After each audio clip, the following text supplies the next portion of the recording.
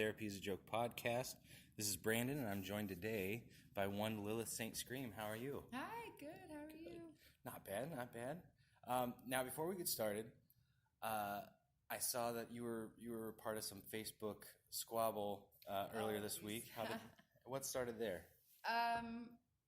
So one of my performers ended up getting a what I like to call an unsolicited dick pic. Yeah. So it was just something that happens from time to time, and I addressed it. Now, did you guys know this person that sent it, or was it a random? As far as I know, it was a random. Yeah. Oh God. Now I did get a chance to see the edited picture of what he sent you guys, or what he sent your performer, and it looked like there was an extended.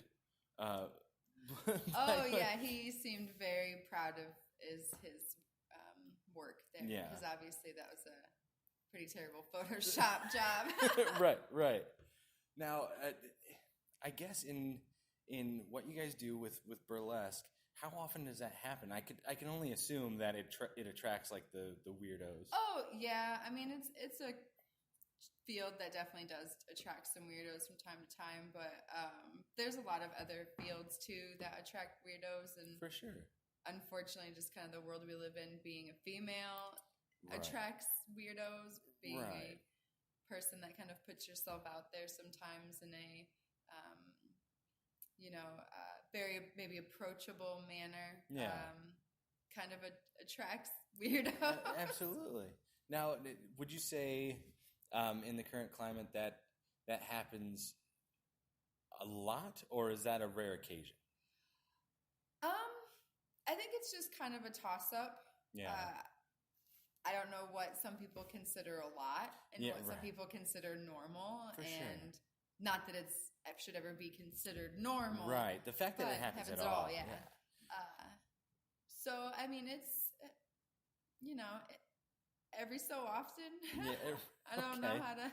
Fair enough. I don't know really how to put a number on each person's... Yeah.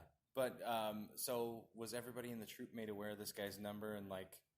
Oh, yeah. And obviously he's never allowed shows, and we take the utmost precaution of keeping everyone, whether it be our performers or our guests at our shows, protected and comfortable and safe environment. And now, let's see. I'm trying to think of... I appreciate the fact, because I saw your post with like the snapshots of the conversation. Oh, yeah. And I appreciate that. I saw a couple other people post about it too. Then they kind of let everybody know his number. Like, here's his number. Troll him, get him.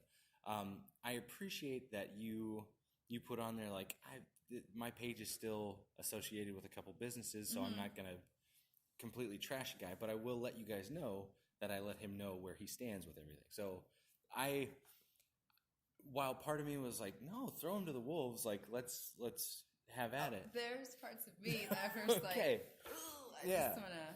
But I respect the fact that you're like, I still have connections that might be sour I have to approach things very tactfully and appropriately, even though parts of me do not want to do that at all. Yeah. But it comes with the territory of trying to keep things as business kosher as I can. For sure. Because I represent more than just myself in that nature. So. Yeah.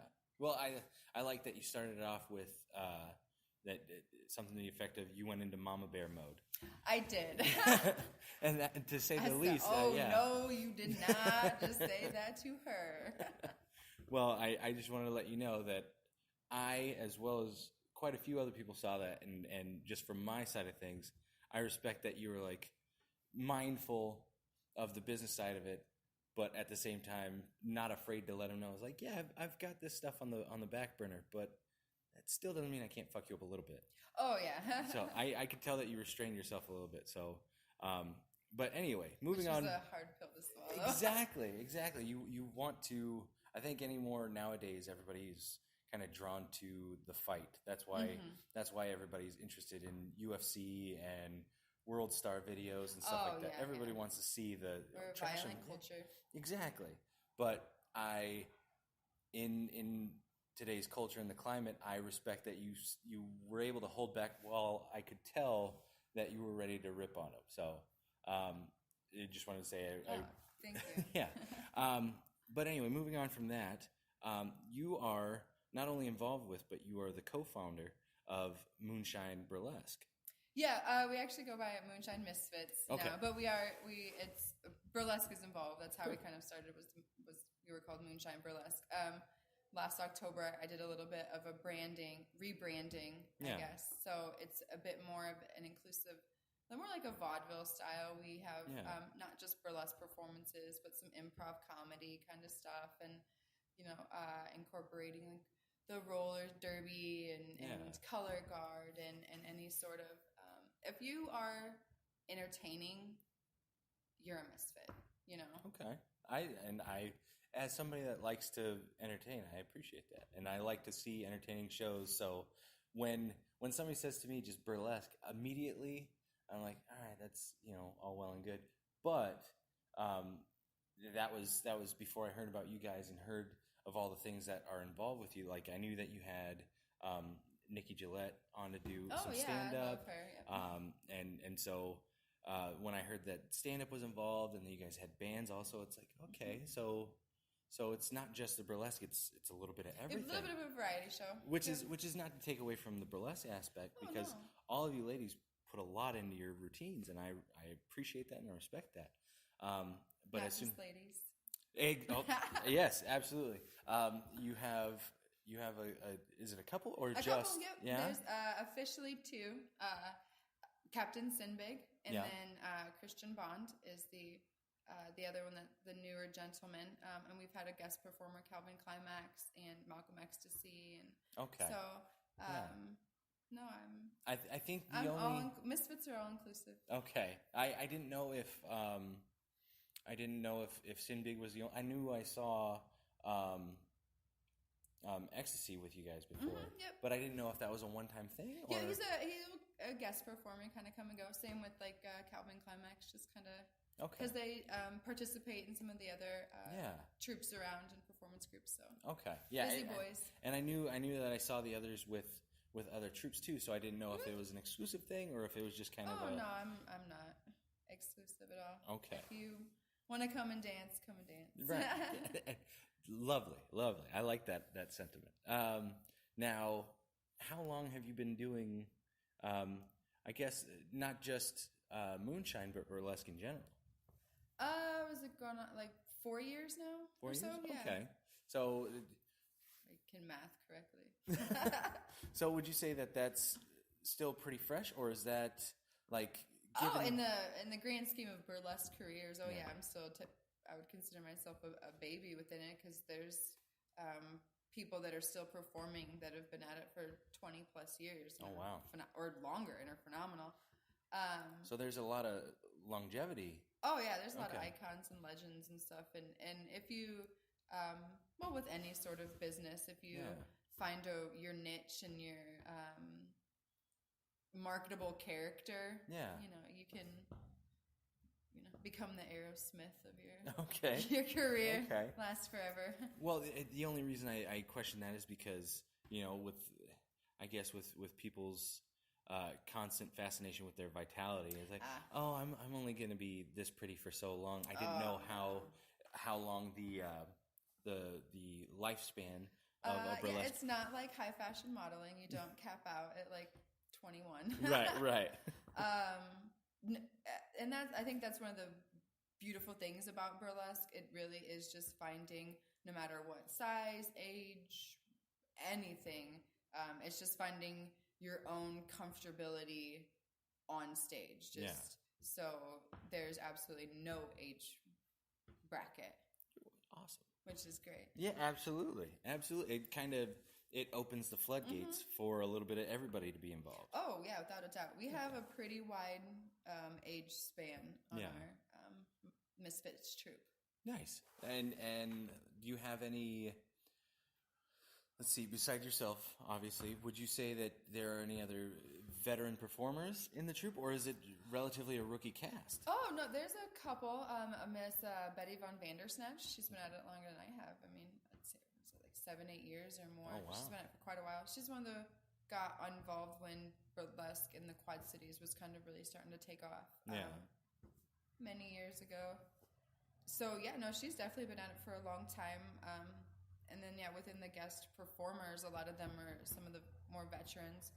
Nice. The core group of performers, I would say, have been within the last year. They've started just over a year. They started to get really serious about it? Yep. Okay.